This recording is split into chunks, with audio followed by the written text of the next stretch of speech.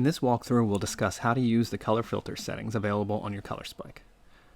We're currently connected to 4 color spikes, but we're going to start the demonstration off by using only one.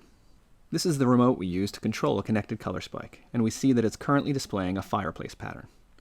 The top portion of the remote deals with global settings such as brightness and speed, but at the bottom of this section, about halfway down the remote, we see that there is an arrow menu that allows us to page over to another series of settings called color filters.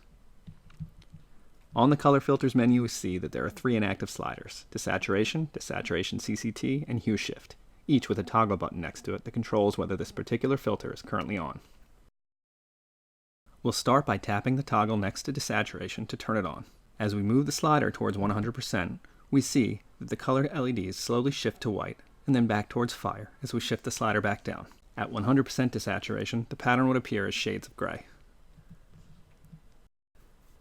Now we'll tap the desaturation CCT toggle to change the way the pattern desaturates to use the high CRI white LEDs instead.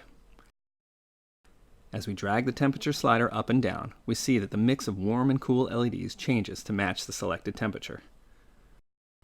Further adjusting the first slider changes how heavily the white LEDs are mixed into the pattern, all the way up to 100%. Now we'll turn off both the desaturation filters and turn on the third filter, hueshift. The pattern immediately shifts to blue because the value on the slider is -180. We slowly slide through 0, which would not shift the colors at all, and all the way up to 180, and back down.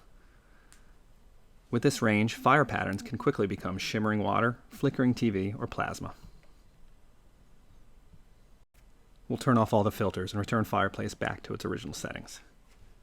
Now we'll swipe over to our other color spikes and turn them on. Each of them are also on the same fireplace pattern with different filters. The first one is partially desaturated, the second is shifted to a purple magenta mix for a lava lamp look, and the final one is shifted to a mossy yellow green. As you can see, we've achieved 4 very different effects from the same pattern. Thanks for watching, and be sure to watch our other tutorials. If you have a specific question or just want to chat, feel free to reach out on Instagram or Twitter @colorspike, or using the contact form at colorspike.com.